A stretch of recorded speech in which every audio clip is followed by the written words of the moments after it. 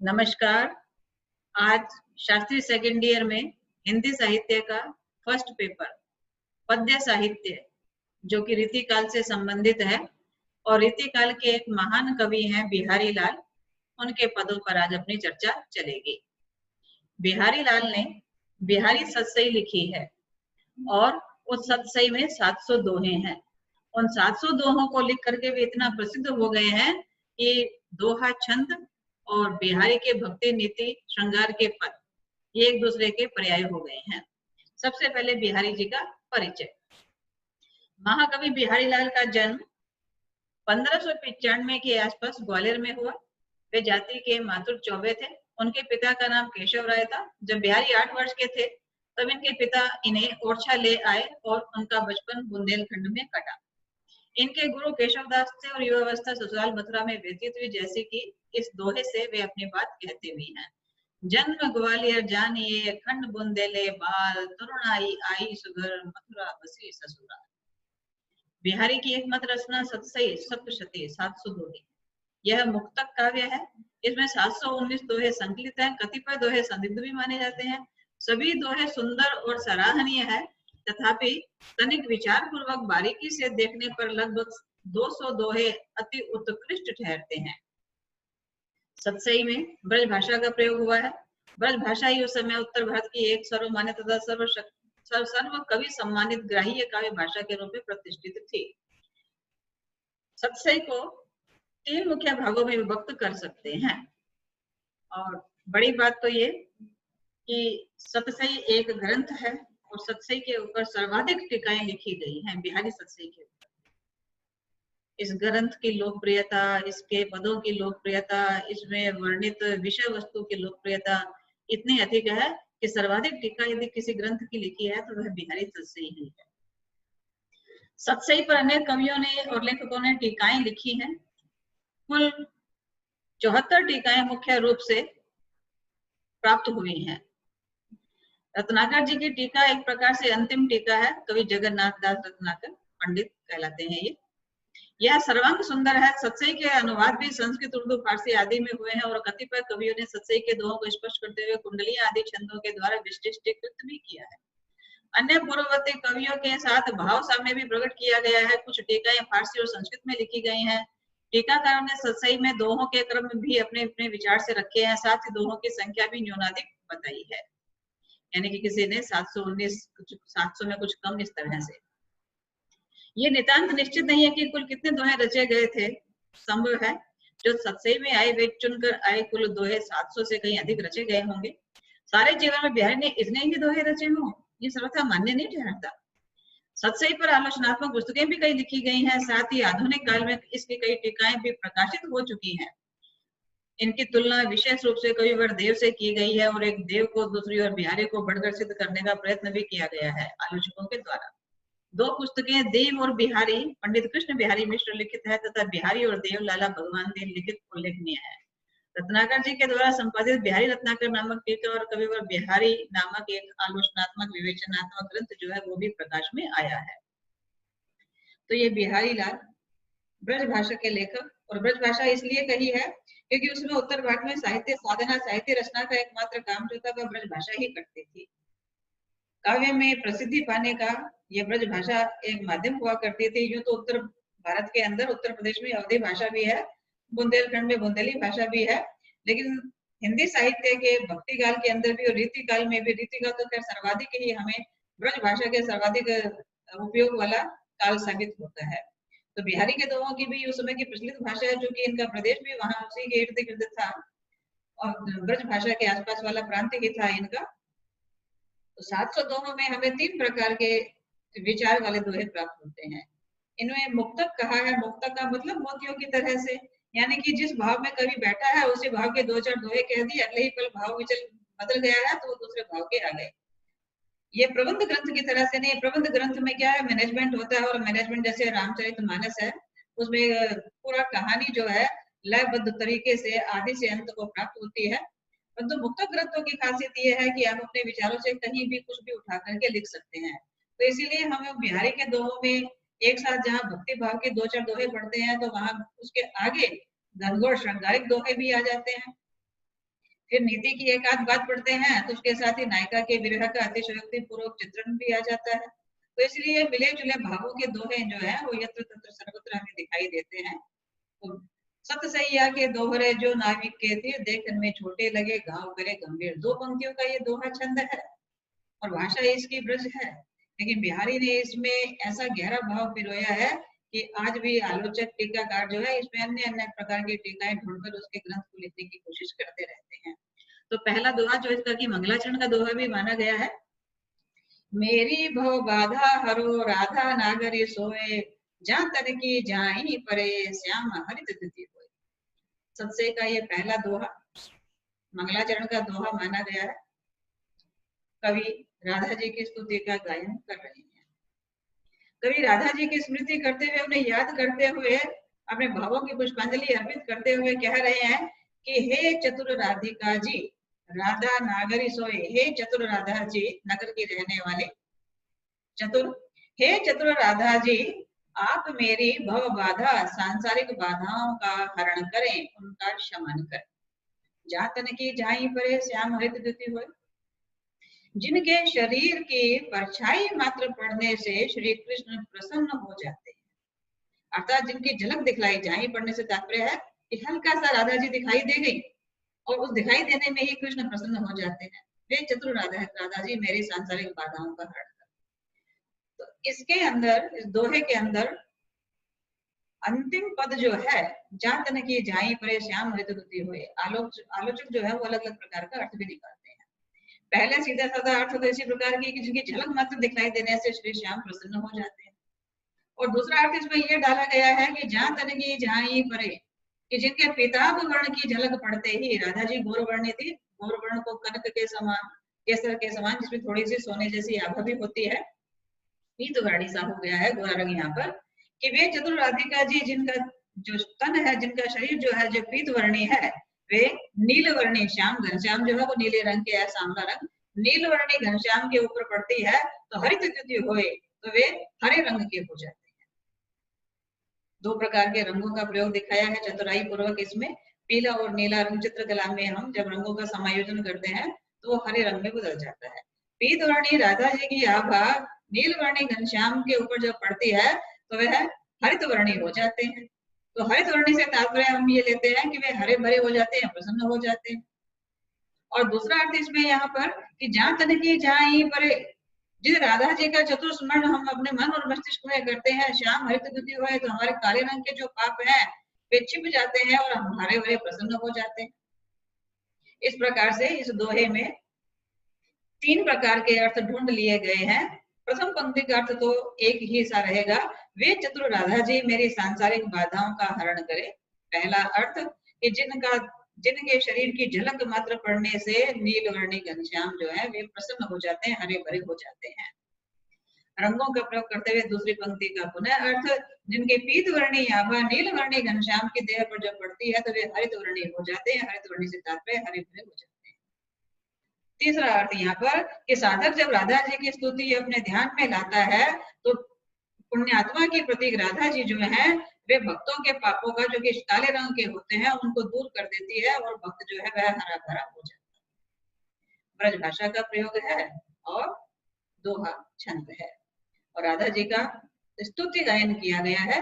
भक्त अपने भगवान की आराधना कर रहा है, क्योंकि राधा जी, हम जब ब्रज प्रदेश में जाते हैं तो वहां जय श्री राधे, जय श्री राधे, राधे राधे, राधा जी का संबोधन अधिक मिलता है। यहाँ उत्तर भारत में हम राम राम वाला संबोधन देखते हैं, लेकिन वहां जय राधे, राधे राधे इस प्रकार का संबोधन अधिक देखते हैं। तो इसका अर्थ ये है कि हमारे आराध्य श्री कृष्ण है, लेकिन कृष्ण भी राधा का नाम लेने से प्रसन्न होते हैं। राधा जी तो प्रसन्न होंगी ही होंगी और उनके प्रिय श्री कृष्ण भी प्रसन्न होंगे, तो हमें दोनों की कृपा प्राप्त हो जाएगी। इसलिए वे राधा जी का स्मरण कर रहे हैं, उनका स्तुति गायन कर रहे हैं। दूसरा, नहीं पराग नहीं मधुर मधु, नहीं विकास यही काल, अली कली ही सो बंध्यो आगे कौन हवा। कविवर बिहारी लाल के द्वारा रचित इस दोहे के पीछे एक इतिहास है कि शाहजहां के दरबार में मिर्जा राजा जयसिंह जो जयपुर के नरेश थे, वे वहां उनके दरबार में थे। उस समय कवि बिहारी लाल अपने किसी दोहे को लेकर के शाहजहां के यहाँ गए थे। उस दोहे से मिर्जा राजा जयसिंह बड़े प्रसन्न हुए थे और बिहारी को आमेर आने का निमंत्रण दिया। बिहारी निमंत्रण स्वीकार करते हैं और आमेर आते हैं राजा से मिलने के लिए। राजा से मिलने की जगह प्रतीक्षा कर रहे होते हैं तो दरबारियों के द्वारा, मंत्रियों के द्वारा उन्हें ये बताया जाता है कि राजा जी अभी अभी एक नव विवाह परिणीता स्त्री के साथ राजमहल में रहते हैं। राजकार्यों की तरफ उनका ध्यान नहीं है, प्रजा को क्या कष्ट है इसकी तरफ भी वे झांकने की कोशिश नहीं कर रहे हैं। तो आपसे उनकी मुलाकात कब होगी हम कह नहीं सकते हैं। उन्होंने कहा कि यदि आप महाराज के प्रिय हैं तो कोई ऐसा उपाय बताइए कविवर कि राजा जी का ध्यान वापस राजकार्यों की ओर लगे और वे प्रजा के प्रति फिर अपने दायित्व का निर्वाह कर सके। तो बिहारी ने कहते हैं कि ये दोहा लिख करके पुर्जे पर, कागज के पुर्जे पर भिजवाया कि नहीं पराग नहीं मधुर मधु नहीं विकास ही काल लली कली सो बंध्यो आगे कौन होगा। अन्योक्ति अलंकार है इसके अंदर, अन्य को उक्ति बना करके, अन्य को बना करके उक्ति कही गई है। जो यहाँ पर भ्रमर को लिया है विषय में कि हे भ्रमर, हे भ्रमर अली कली ही सो बंध्यो, तू कली पुष्प से ही बंधा हुआ है, इसी के आकर्षण में बंध पड़ा है। आगे कौन हवा, तेरा आगे क्या होगा जब यह पूर्ण विकसित होगी। अभी तो इसमें पराग भी नहीं आया, नहीं परागकण नहीं आया, नहीं मधुर मधुर मीठा शहद भी नहीं आया, नहीं विकास यही काल, इस समय तो इसका पूर्ण विकास भी नहीं हुआ है, पुष्प रूप में परिवर्तित भी नहीं हुए है। तो कली के प्रति तेरा इतना प्रेम है तो हे घोरे, जब ये पुष्प रूप में विकसित होगी, परागकणों से युक्त होगी, माधुर्य आएगा इसमें, तो तेरा क्या हाल होगा। तो ब्राह्मण को संबोधन था और राजा के लिए कहा गया था। कहते हैं कि इस दोहे को पढ़ करके राजा जी एकदम से सावधान होते हैं और तत्काल अपने राजकार्यों की याद आती है और वे राजकार्यों की ओर ध्यान देने के लिए आ जाते हैं और बिहारी से उनकी मुलाकात होती है। और वहीं पर यह तय होता है कि बिहारी लाल प्रतिदिन एक दोहा लिख करके लाएंगे और एक स्वर्ण मुद्रा जो थी, एक स्वर्ण मोहर जो सोने की मोहर थी, वह उनको दी जाएगी। तो इसको आप पुनः समझे कि नहीं पराग नहीं मधुर मधु नहीं विकास यही काल, अभी तो इसमें पराग कण भी विकसित नहीं हुआ है, मीठा शहद भी नहीं आया है, पूर्ण विकास भी प्राप्त नहीं है इसका, कली के प्रति इतना प्रेम है, हे भोरे आगे तेरा क्या हाल होगा। अर्थात हे राजा जी, आप अपनी नव षोडशी स्त्री के प्रेम जाल में इस तरह से बंध गए हैं, जब ये पूर्ण यौवन को प्राप्त होगी, पूर्ण विकास को प्राप्त होगी, पूर्ण माधुर्य को प्राप्त होगी, स्त्रीत्व को प्राप्त होगी, तब आपका क्या हाल होगा। तो अतः आप थोड़ा राजकार्यों की तरफ भी ध्यान दे। तो इस दोहे को पढ़ करके अन्योक्ति अलंकार अन्य को उक्ति बनाकर, बड़ा प्रसिद्ध दोहा है बिहारी के संदर्भ में। जब भी कोई प्रश्न आता है इस दोहे को याद करके लिखें, यदि हम समावेश कर सके अपने उत्तर में ऐसे दोहों का, तो उत्तर के ऊपर हमारा प्रभाव ज्यादा अच्छा पड़ता है। भाषा इसकी भी ब्रज है और ये दोहा छंद है, अन्योक्ति अलंकार है इसका। तीसरा, कब को टेरत दीन वे होत न श्याम सहाय, तुमहु लागी जगत गुरु जगनायक जगभाय। ये भक्ति का पूर्ण रूप से भक्ति भाव में डूबे हुए भक्त कवि बिहारी लाल, कहीं कहीं हम उनको इस तरह से भी संबोधित करेंगे। जब वे भक्ति के दोहों की लहर में बहते हैं तो भक्त कवि हो जाते हैं हमारे लिए, और जब वे श्रृंगार पूर्वक दोहों में हो जाते हैं तो रीतिकाल के सर्वश्रेष्ठ कवि कहलाते हैं। तो भक्त कवि बिहारी लाल इस पद में निवेदन करते हैं कि हे घनश्याम, हे आराध्य, कब को टेरत दीन वै, मैं दीन होकर के, दीनहीन होकर के कब से आपको पुकार रहा हूँ। होत न श्याम सहाय, हे घनश्याम, आप मेरे सहायक क्यों नहीं होते हैं, आप मेरी प्रार्थनाओं को क्यों नहीं सुनते हैं, आप मेरे ऊपर उपकार क्यों नहीं करते हैं, आपकी कृपा मुझ पर क्यों नहीं होती है। तो महू लागी जगत गुरु जगनायक जगवाए, हे जगत के नायक, हे जगत के गुरु, कहीं ऐसा तो नहीं आपको संसार की हवा लग गई है। जग नायक जग बाय, जग यानी कि संसार, बाय यानी कि हवा। हवा लगना एक मुहावरा है। हवा लगने का अर्थ हम क्या लेते हैं, बिगड़ गया है, लकीर से उतर गया है। घनश्याम को भी, प्रभु को भी अपने भक्तों के ऊपर कृपा बरसाने वाले के रूप में ही याद किया जाता है। तो ये परमात्मा, आप अपने भक्तों की पुकार को कब से अनसुना करने लग गए हैं, क्यों नहीं उनकी पुकार को सुनते हैं। कहीं आप भी सांसारिक लोगों की तरह सांसारिक तो नहीं हो गए हैं, जो अपने मित्रों की, चाहने वालों की, अपने नाते रिश्तेदारों की पुकार सुनते नहीं है, उनको दुखित में छोड़ करके चले जाते। तो भक्ति का ये दोहा छंद है, ब्रजभाषा है कि कब से पुकार रहा हूं मैं दीनहीन होकर, हे घनश्याम, आप अपने इस भक्त के सहायक क्यों नहीं होते। कहीं ऐसा तो नहीं है, हे जगत के गुरु, आपको भी संसार की हवा लग गई है। तो विशेष इसमें ये कि हवा लगना मुहावरे का प्रयोग हुआ है, जिसका अर्थ है बिगड़ जाना, ध्यान नहीं देना, कार्य नहीं करना, अपनी मन मर्जी करना, जो भी पुकारता है उसकी तरफ ध्यान नहीं देना। अगला दोहा, या अनुरागी चित्त की गति समझे नहीं कोय, जो जो बूढ़े श्याम रंग त्यों त्यों उज्ज्वल। इसमें विरोधाभास झलक रहा है, विरोधाभास अलंकार भी है इसका। या अनुरागी चित्त की, मेरे इस प्रेमी मन की गति समझे नहीं कोई, गति कोई भी नहीं जान सकता। गति दशा, हाल दशा। जो जो बूढ़े श्याम रंग, जैसे जैसे ये घनश्याम के रंग में डूबता है, बूढ़े डूबना, त्यों त्यों उज्जवल होए, वैसे वैसे और भी उज्जवल होता चला जाता है। अंतिम पंक्ति में है विरोधाभास, जो जो बूढ़े श्याम रंग, जैसे जैसे ये काले रंग में डूबता है श्याम रंग, त्यों त्यों उज्जवल होए, वैसे वैसे ये उजला श्वेत रंग का हो जाता है। भाई ये कैसे? तो यहाँ पर है विरोध प्रकट करती हुई उठती है ये विरोधाभास वाली उठती है कि जैसे जैसे हम घनश्याम के प्रेम में डूबते हैं, और घनश्याम हमारा नीलवर्णी सांवली आभा वाला सांवलिया, कि जो जो हमारा यह प्रेमी चित्त घनश्याम के प्रेम में डूबता चला जाता है, भक्ति में डूबता चला जाता है, वैसे वैसे इस मन की गति का अनुमान कोई नहीं लगा सकता कि इसका क्या हो रहा है। जितना ज्यादा ये घनश्याम के प्रेम में डूबता है, उतना ज्यादा पुण्यात्मा होता है, उज्जवल होता है, पवित्र होता है। यह उज्जवल से तात्पर्य श्वेत रंग से भी है, पवित्रता से भी है, और पुण्यात्मा से भी है। तो इसीलिए यहाँ अंतिम पंक्ति में विरोधाभास ढूंढा गया है। पुनः भक्त शिरोमणि बिहारी लाल कहते हैं कि हे भक्तों, हे संतों, कृष्ण के प्रेम में डूबे हुए मेरे इस प्रेमी मन की गति को कोई नहीं समझ सकता है। क्यों? क्योंकि जितना ज्यादा ये घनश्याम की भक्ति के रंग में डूबता है, उतना ज्यादा ये पवित्र पुण्यात्मा उज्जवल होता चला जाता है।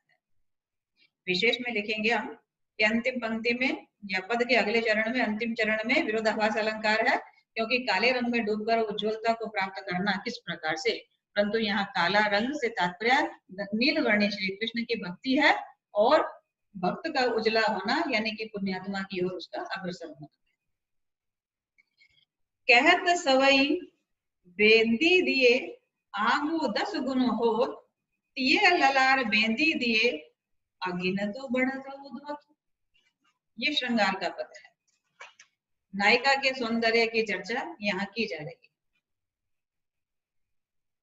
बिहारी लाल के दोहों को पढ़ते समय नायक नायिका ये दो पात्र तो रहते ही हैं, परंतु इनकी क्रियाओं में सहयोग करने के लिए नायक के साथ में दूत नायक है, सखा नायक, और नायिका के साथ में दूती नायिका है, सखी नायिका।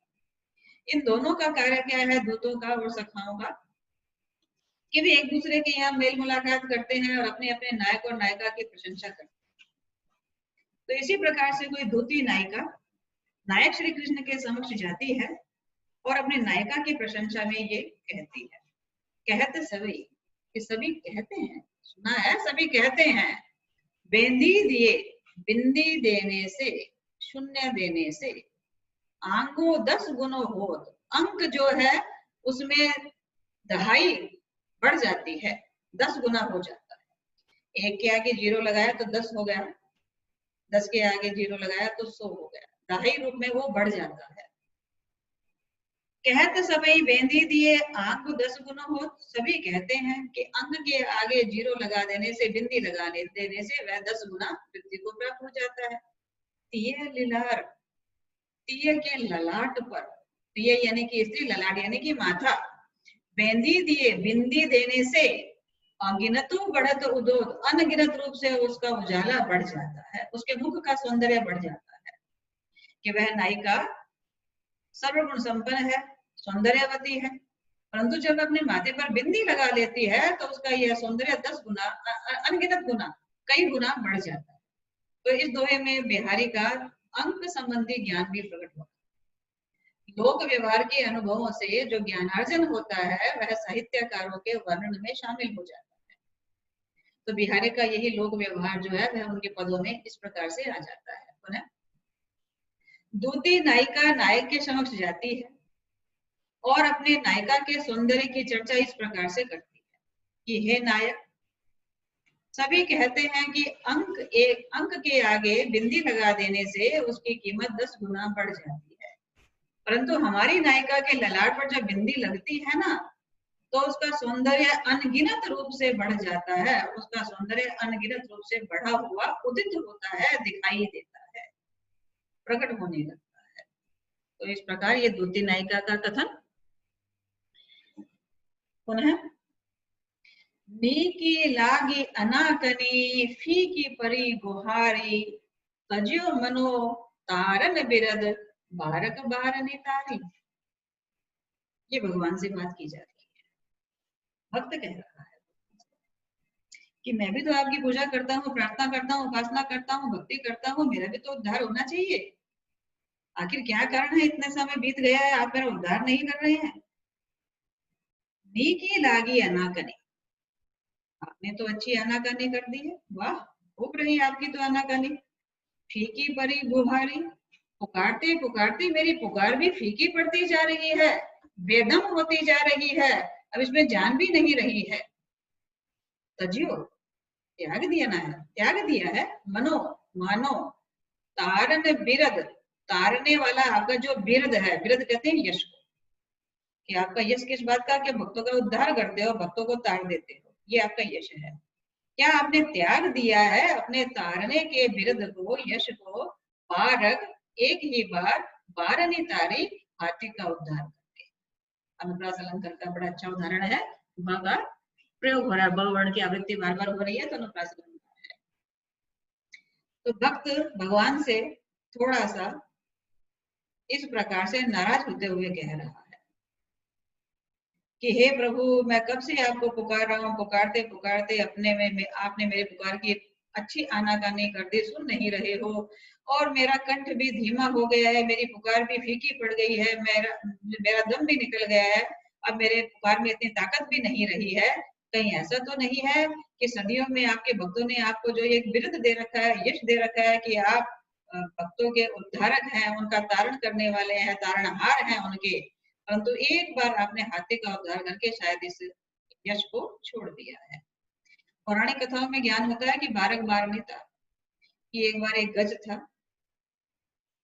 नदी में पानी पीने के लिए जाता है, तो मगरमच्छ उसका पांव पकड़ लेता है, और पांव पकड़ते ही हाथी कराहने लगता है, भगवान विष्णु को याद करता है, और पुरानी कथा के अनुसार फिर भगवान विष्णु गरुड़ की सवारी छोड़ करके नंगे पांव दौड़े चले जाते हैं और मगरमच्छ के मुंह से हाथी को बचाते हैं, उद्धार करते हैं।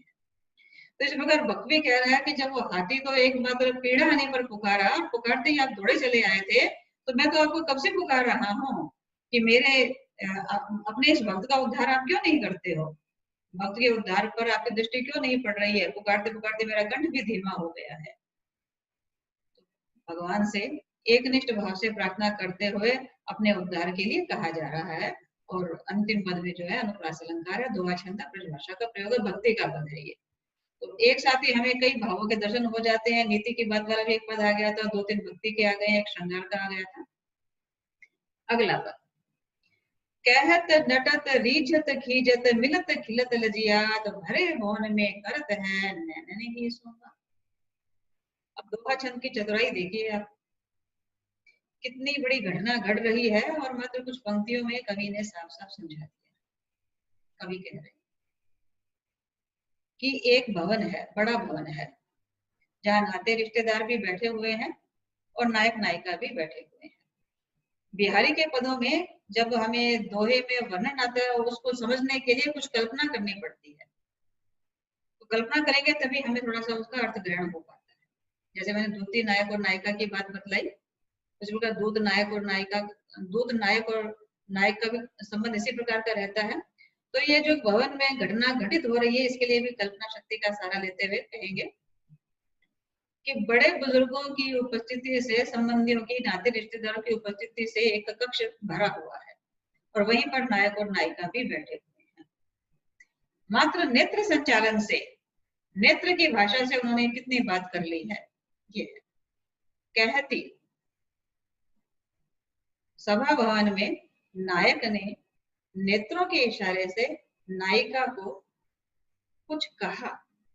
कुछ कहा से तात्पर्य है अभिसार करने के लिए कहा, प्रेम करने के लिए कहा, बाहर आने के लिए कहा।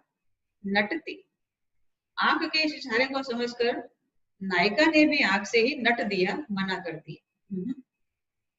रीझते, नायक नायिका के इस अंदाजे बयां पर, जिस भाव से उसने मना किया, आंख से प्रसन्न होता है, रीझ जाता है, खुश होता है। खींचत, नायिका को और क्रोध आने लगता है कि सभी सभासद बैठे हुए हैं और ये नेत्र संचालन से क्या क्रिया व्यापार हो रहा है। मिलत, थोड़ी देर के बाद उनके नेत्र पुनः मिलते हैं। खिलत, वे एक दूसरे को देखकर खिल उठते हैं। लजियात, फिर ये सोचकर कि अरे सब बड़े उपस्थित हैं, लज्जा के भाव से भर जाते हैं। भरे भवन में करत है, भवन में, भवन भवन भवन भरा हुआ है नाते रिश्तेदारों से, संबंधियों से। नैन ही सो बात, नेत्र के माध्यम से ही नायक और नायिका परस्पर वार्तालाप कर रहे हैं। तो पुनः ये इसमें गागर में सागर भरने वाली बात है कि छोटा सा दोहा है, कितनी बड़ी बात बतला दी है इसमें कि सभा कक्ष में नाते रिश्तेदारों की भीड़ थी, उसी के बीच में नायक और नायिका परस्पर नेत्र संचालन के माध्यम से बात कर रहे हैं। नायक ने नायिका को देखा और नेत्र के माध्यम से ही अभिसार करने के लिए कहा। नायिका उसके कहने पर मना करती है। उसके मना करने के भाव पर नायक रीझ जाता है, प्रसन्न होता है। नायिका के मन में खींच उत्पन्न होती है कि कोई देख लेगा तो हमें कितना बुरा बतलाएगा।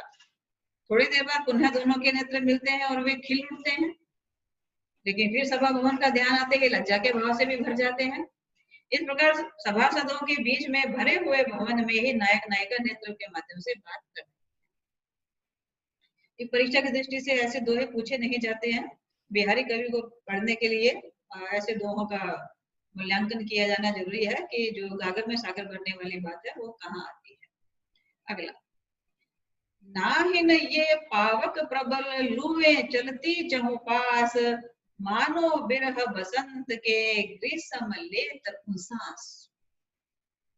अब ये दूती नायिका का कथन है।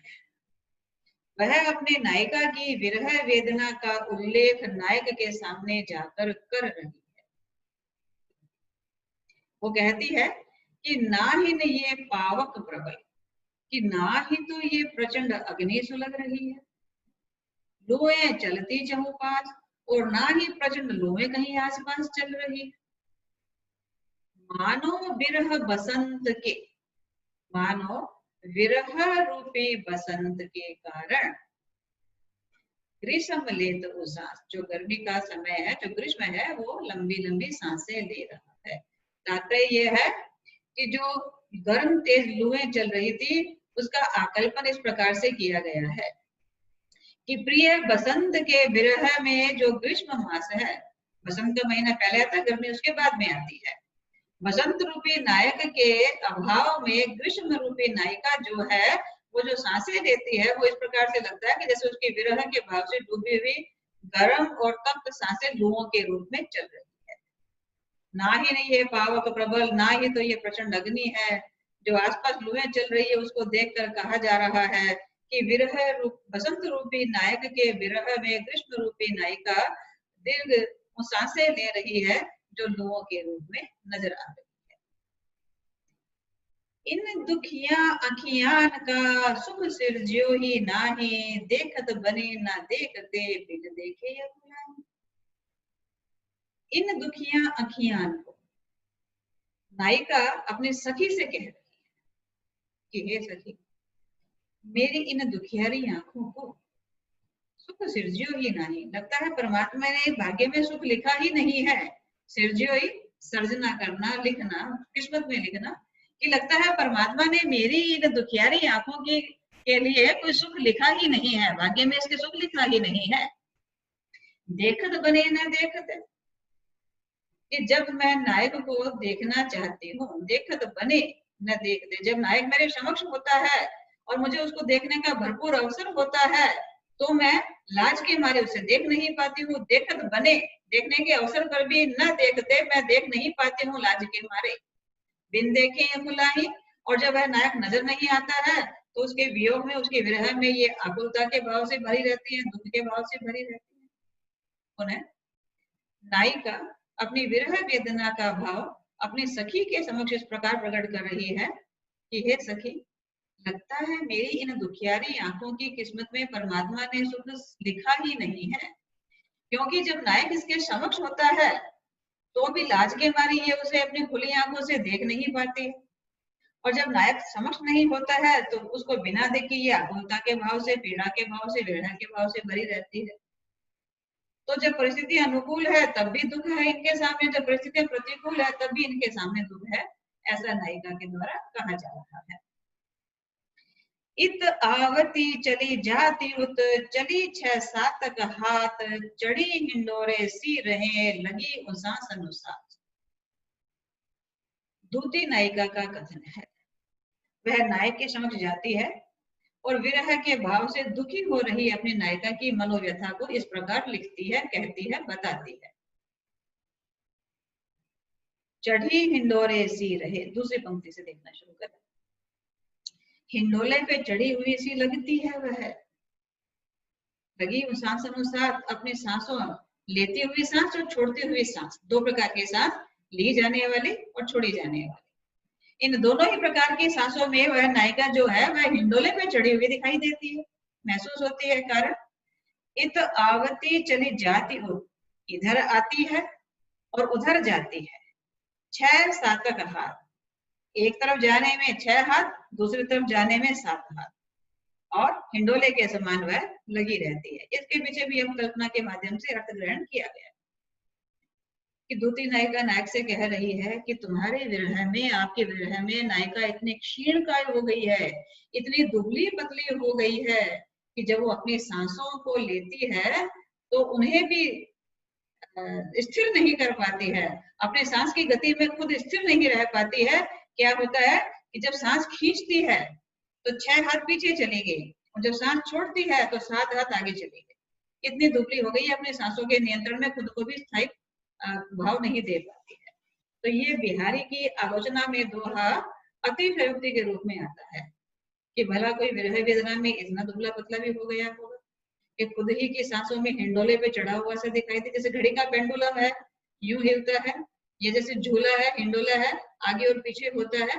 तो भला कोई विरह वेदना में इतना व्यथित होकर क्षीणकाय हो गया होगा, दुबला पतला हो गया होगा कि अपनी ही सांसों के बोझ से, अपनी ही सांसों के भार से 7 हाथ आगे और 8 कदम पीछे इस तरह से होने लगे। दूती नायिका अपनी नायिका की विरह वेदना का उल्लेख करते हुए नायक से कहती है कि तुम्हारे विरह में वह नायिका इतनी क्षीणकाय हो गई है कि अपने सांसों का नियंत्रण भी नहीं रख पाती है, सांस लेते हुए 7 हाथ पीछे, छोड़ते हुए 8 हाथ आगे निकल जाती है। अगला, भूषण भार संभारी है, क्यों इह तन सुकुमार, सूधे पाइन धर पड़े, सुबाही के भार। सखी अपनी नायिका के सौंदर्य की चर्चा इस प्रकार करती है। हे रूपवती नायिका, भूषण भार संभारी है, आभूषणों का भार तुम किस प्रकार संभाल पाओगे।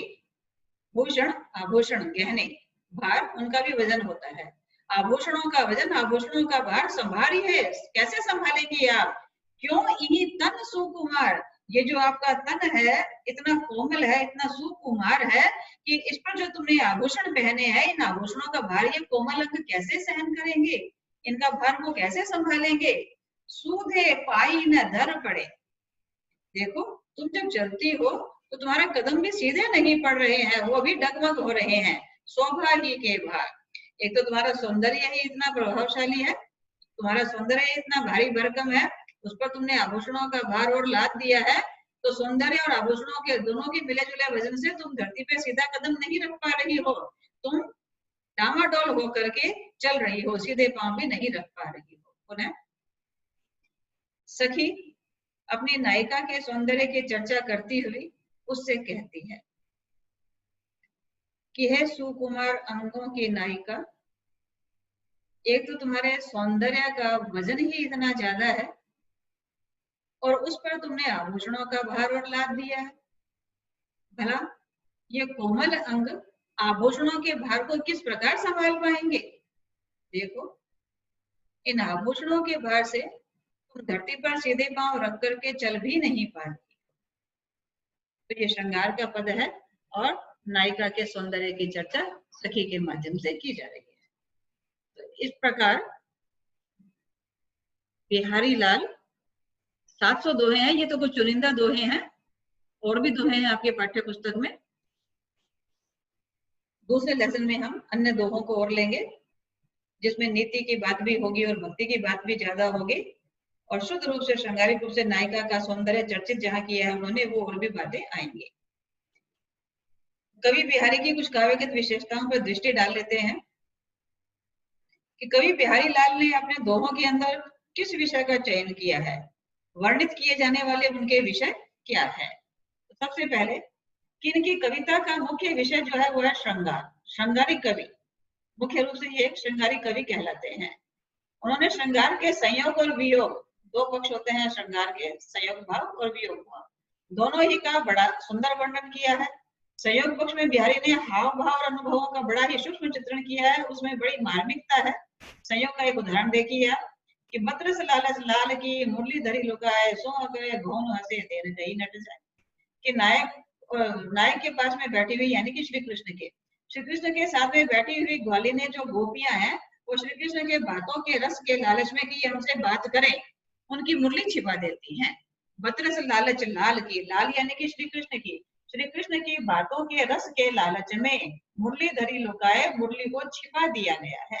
सोह करे, श्री कृष्ण सौगंध देते हैं कि तुम्हें सौगंध है, मेरी बांसुरी दे दो।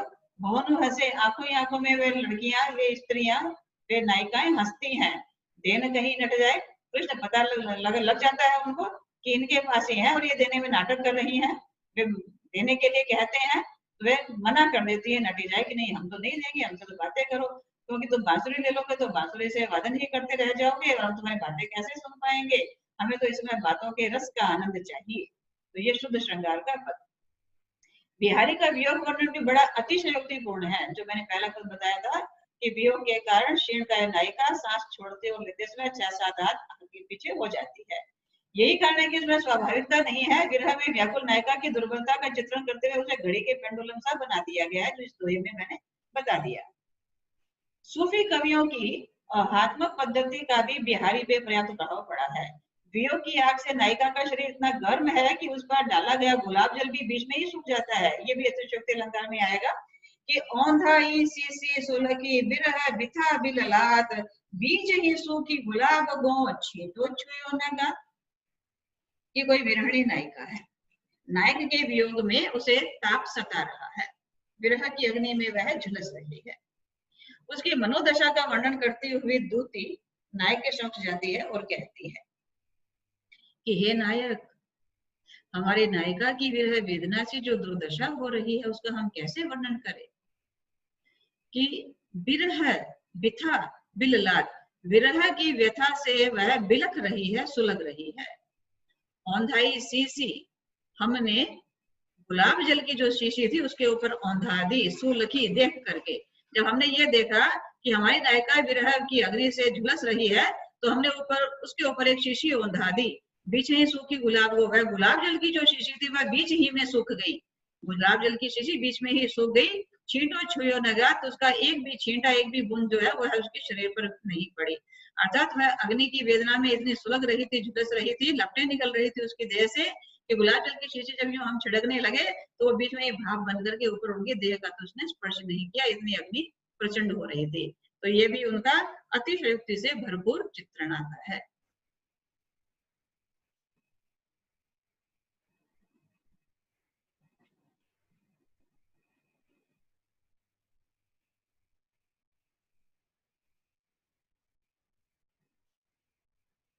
नीति, श्रृंगार और ये भक्ति। बिहारी मूलतः तो श्रृंगारिक कवि थे, अर्थात नायक नायिका के श्रृंगार का वर्णन किया है उन्होंने, संयोग श्रृंगार का भी और वियोग श्रृंगार के भी। उनकी भक्ति भावना जो है वो राधा और कृष्ण के प्रति है, और वह जहां तहां ही प्रकट हुई है। अर्थात भक्ति के कम पद हैं। सत्सई के आरंभ में ही मंगलाचरण का ये पद था कि मेरे वो बाधा हरो राधा नागरे सोए, जातन की जाई परे श्याम हरित दूती हुए। वे राधा जी के माध्यम से श्री कृष्ण की स्तुति भी गा रहे हैं। और बहुज्ञता। बिहारी को ज्योतिष, वैद्यक, गणित, विज्ञान आदि विविध विषयों का बड़ा ज्ञान था, अतः उन्होंने अपने दोहों में उसका खूब उपयोग किया। गणित संबंधी तथ्य से परिपूर्ण यह दोहा तो था ही कि कहत सबे बेंदी दिए आंक 10 गुण हो तो तिय ललार बेंदी दिए अनगिनो बढ़त उदो, कि अंक के आगे शून्य लगा देने से वह 10 गुना वृद्धि को प्राप्त होता है, तो नायिका के ललाट की बिंदी उसके सौंदर्य को अनगिनत रूप से बढ़ा देती है। तो इस प्रकार बिहारी सर्वगुण संपन्न कवि हैं। समस्त विषयों पर तो उन्होंने लिखा ही है। ज्योतिष संबंधी कुछ और पद भी जब हम बाद में अगली क्लास में आएंगे तो उनके ज्योतिष और नक्षत्रों की गणना वाले भी कुछ पद हैं जो आपके सामने मैं प्रस्तुत करूंगी। शैली, विषय के अनुसार बिहारी ने 3 प्रकार की शैली का प्रयोग किया है। माधुर्यपूर्ण व्यंजना प्रधान शैली, ये श्रृंगारिक दोहों में आई है, व्यंजनापूर्ण आया है उसमें। प्रसाद गुण से युक्त सरस शैली भक्ति और नीति के दोहों में नजर आती है। चमत्कार पूर्ण शैली दर्शन, ज्योतिष, गणित आदि जो विषय दोहे लिए हैं उनमें है।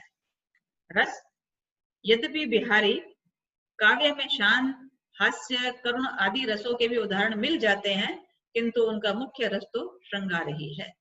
छंद, बिहारी ने केवल 2 ही छंद अपनाए, दोहा और सोरठा। अधिक तो दोहा ही है। दोहा छंद की प्रधानता है।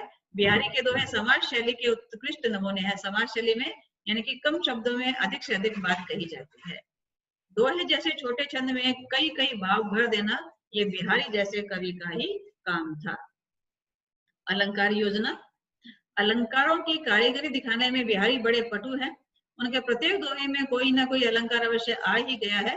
किसी किसी दोहे में तो एक के साथ कई कई अलंकारों को भी स्थान मिल गया है। अतिशयोक्ति, अन्योक्ति, सांगरूपक बिहारी के विशेष प्रिय अलंकार हैं। अन्योक्ति अलंकार का एक उदाहरण तो मैंने आपको पहले बताया ही था, वो जो नहीं पराग नहीं मधुर मधु नहीं विकास ही काल अली कली ही सो बंध्यो आगे कौन हवा। दूसरा ये था, स्वार्थ सुकृत न श्रम वृथा देखो विहंग विचारी बाज पराए पानी पर तो पंचिन न पाए। तो ये दोहा उन्होंने अन्य को उक्ति बना करके, बाज पराए पानी पर, हे बाज तुझे तो कहीं भूख है नहीं जो अपनी भूख शांत करने के लिए तो पक्षियों का वध कर रहा है, तो दूसरों के लिए क्यों पक्षियों को मार रहा है, क्यों अपने श्रम को व्यर्थ ही गंवा रहा है। स्वार्थ, न तेरा अपना कोई स्वार्थ है, सुकृत न कोई तेरा अपना कृत्य है, न श्रम अपने लिए कोई तेरा परिश्रम नहीं हो रहा है, वृथा बेकार ही में देखी विहंग विचारी, हे विहंग जरा विचार पूर्वक देख तो सही, कर तो सही, बाज पराये पाने पर, हे बाज तो परायों के लिए, परायों के हाथों का खिलौना बन करके पंछियों को क्यों मार रहा है।